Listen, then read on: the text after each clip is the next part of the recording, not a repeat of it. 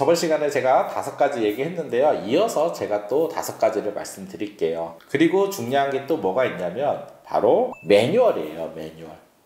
이제 매뉴얼이라는 거를 이제 요즘 특히 MZ세대들은 매뉴얼을 잘 안 봅니다. 그리고 이제 병원들이 어렵게 매뉴얼을 만들었는데 이 매뉴얼이 그냥 책꽂이에 꽂아 있어서 사용 안 하는 경우도 많아요. 하지만 매뉴얼을 꼭 활용해야 될 때가 있어요. 뭐냐면 첫 번째, 제가 신입 직원들이 들어왔을 때 적어도 무엇으로 우리 그러면 처음에 학습을 할까요? 매뉴얼이 있으면 매뉴얼을 정확하게 익히는 것부터 학습을 해야 됩니다. 보통 이제 매뉴얼북이 있으면은 한 달 동안 이 매뉴얼을 좀 학습하자라고 하고 매뉴얼북을 주면은 직원들이 충분히 학습을 해요. 우리 병원이 지켜야 될 뭐 서비스 매뉴얼이다. 보통 저희가 작년에 콜센터 같은 경우도 매뉴얼 작업을 많이 해줬는데, 콜센터들도 사실 직원들이 응대하는 스킬이 다 달라요. 탑하는 아주 잘하는, 응대를 잘하는 팀장급은 응대를 잘하는데 사실 새로 들어온 직원들은 응대하는 능력이 떨어져요. 근데 그 직원들이 좀 더 응대를 빨리 잘하게 할 수 있는 도구가 필요하잖아요. 그게 바로 매뉴얼이라는 거예요. 매뉴얼을 학습하고요. 그리고 고객이 물어봤을 때 빨리 매뉴얼을 넘겨서 그 매뉴얼대로 응대해 줄 수 있게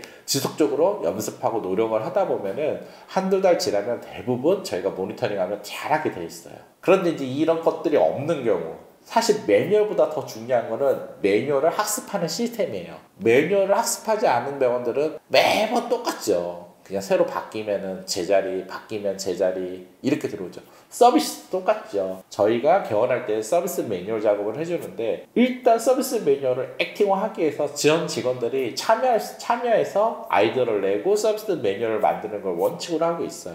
이것도 사실 저희가 모두 진료과 서비스 매뉴얼이 있는데 그냥 드리면은 되지만, 그냥 드리면은 또 그냥 책꽂이에 들어가기 때문에 액팅을 해야 돼요.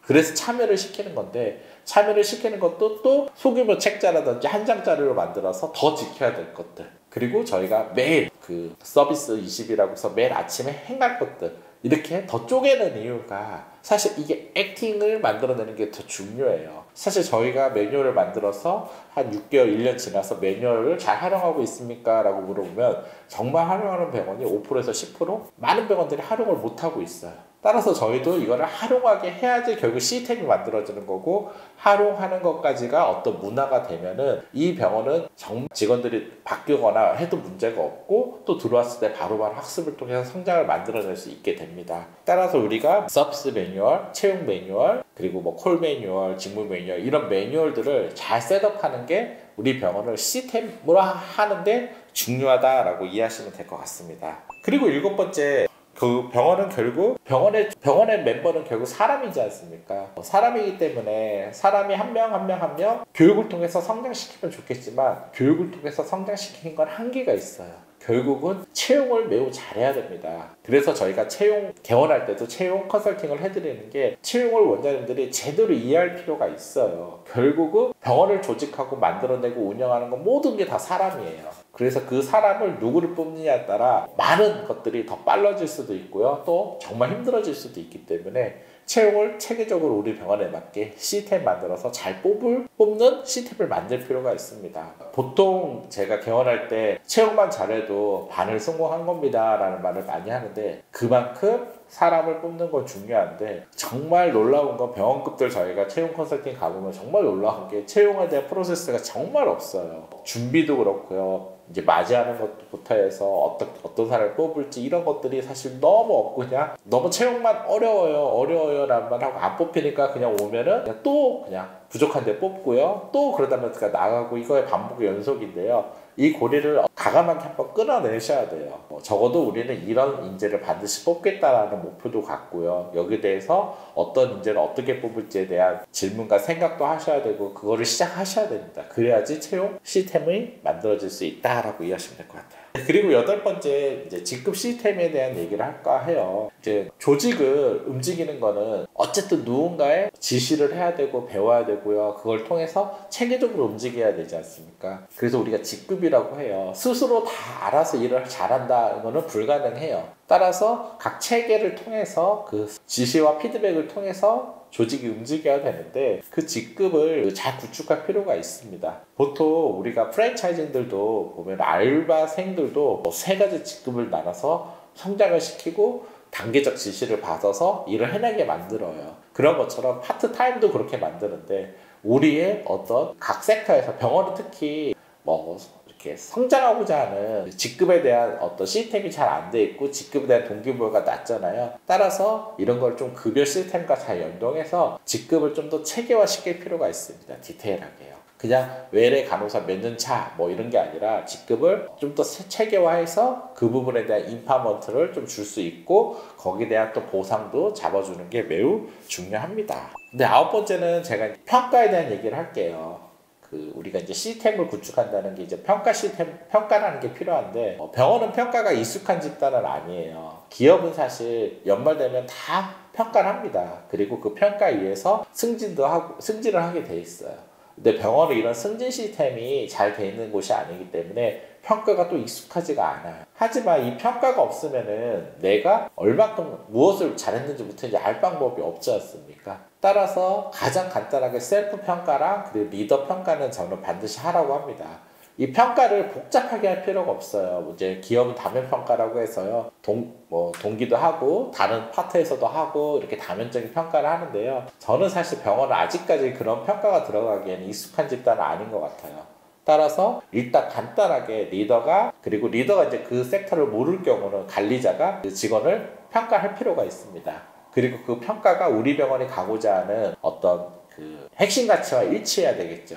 그리고 그 평가의 기준을 알면은 또 직원들도 내가 이 액팅을 더 하려고 노력하게 되겠죠. 방향성을 제시하는 거거든요. 따라서 이런 것들이 전부 위에 얘기한 어떤 그 인재상부터 해서 이런 평가 툴이 다 연결돼야 돼요. 그래야지 직원들이 한 방향으로 나는 들어와서 이 조직에서는 이렇게 가야 되는구나라고 인식하게 되고 그 평가에서 또 이제 보상이 이루어져야 되겠죠. 10번째 좀 더 간단한 거를 제가 말씀드리면은 최근에 작년에 저희가 병원들을 싹 바꾸는 작업을 했는데 시스템을 구축해달라고 하는데 시스템은 제가 지금 말씀드린 것처럼 정말 많은 영역이 다 시스템이에요. 원장님들이 이 영역들을 하나하나 구축하는 걸 경영 시스템이라고 하는 거예요. 따라서 이거를 다 구축한다는 건 정말 많은 시간이 필요해요. 그래서 보통 한 개씩 구축하라고 말씀을 드리는데 작년에 한 개 병원이 이거를 좀 최대한 많이 싹 시스템을 넣고 싶습니다 해서 하다 보니까 1년 2개월을 하는 병원이 있었어요. 정말 제가 말한 10가지 중에 한 6가지 넣은 것 같아요. 이렇게 쫙 넣다 보니까 사실 힘들죠. 직원들도 힘들고 지치긴 하지만 하나하나 시스템들이 체계적으로 되니까 관리자들도 좋아하고 성과도 나오게 돼 있다는 거죠. 그리고 이제 이 중에서 이제 이런 시스템을 구축할 때 이제 회식을 좀 하라고 말씀을 드렸는데 사실 코로나 때문에 이제 이런 회식 문화가 많이 없어졌습니다. 그런데 이제 병원 조직은 저는 회식이 필요하다고 봐요. 왜냐면 커뮤니케이션이 좀 부족한 부분도 있고요. 그리고 또 직무 자체가 또 고도의 스트레스가 많이 들어간 직무이기도 해요. 따라서 이런 부분들을 좀 더 같이 이렇게 해지할 수 있는 시간이 필요한데 그런 게 좀 더 정기적인 회식이 아닐까 생각을 해요. 최근에 제가 만난 원장님이 개업병원인데 너무 직원 분위기가 좋더라고요. 그랬더니 2달에 한 번 이렇게 카드를 준다고 하더라고요. 마음 놓고 회식을 하라라고. 그래서 조직 문화가 되게 좋다 하는데 이런 것들이 간단한 것 같지만 매우 또 중요한 부분이다라는 부분이에요. 그리고 요즘은 이제 점심때 간단하게 모여서 회식하는 문화도 많거든요. 기업들은. 그런 것도 좋은 팁이라고 할 수 있겠죠. 그리고 식사 부분 이제 제가 얘기를 할게요. 병원은 특히 제가 느끼는 건데 식사가 중요하더라고요. 직원들이 이제 오전에 되게 힘이 들잖아요. 그리고 이제 점심시간에 딱 한 번 쉬고 다시 오후에 이제 진료를 하게 되는데 오후에 힘든 진료를 하기 위해서 에너지를 얻는 시간이 이제 점심시간이지 않습니까? 따라서 제가 아는 원장님이 점심시간을 되게 신경 써주는 병원들이 있어요. 지금 막 성장한 병원 중에서요. 정말 공간을 만들어서 식당을 일부러 만든 병원도 있고요. 그리고 지금 식사만큼은 진짜 잘해준다는 원장님도 있고 이런 병원들이 보면 정말 성장을 빨리빨리 만들어내요. 그래서 저는 이런 직원들의 식사를 우리가 좀 어떻게 잘 제공해줄까도 사실 병원 입장, 로컬 특히 되게 중요한 부분이다라고 이해하시면 좋을 것 같습니다. 네, 제가 오늘 이제 10가지에 대한 얘기를 쭉 말씀을 드렸는데요. 이런 부분들을 하나 구축하는 게 바로 병원 경영 시스템을 구축하는 겁니다. 그래서 원장님들이 경영 시스템 구축한다는 거는 내가 이번에 다 할 거야가 아니라요. 그냥 한 5년 정도 장기적 비전을 갖고요. 올해부터 해서 하나 구축해서 적어도 5년 뒤에는 정말 이 시스템으로 돌아가는 병원을 만들겠다. 시스템으로 돌아가는 병원을 만들면 성장을 해내는데 전혀 문제가 없습니다. 그리고 누가 들어와도 그리고 계속 성장을 해나갈 수가 있습니다. 따라서 경영이라는 건 결국 시스템을 만들어내는 거고요. 그리고 그 시스템을 통해서 돌아가고 성장을 만들어낼 수 있고 더 큰 수익을 만들어낼 수 있는 부분이라고 저는 생각을 합니다. 네, 오늘 또 연말이다 보니까요. 이런 시스템에 대한 문의가 많아서 오늘 제가 경영 시스템을 어떻게 만들 수 있는지에 대해서 말씀을 드려봤습니다. 감사합니다.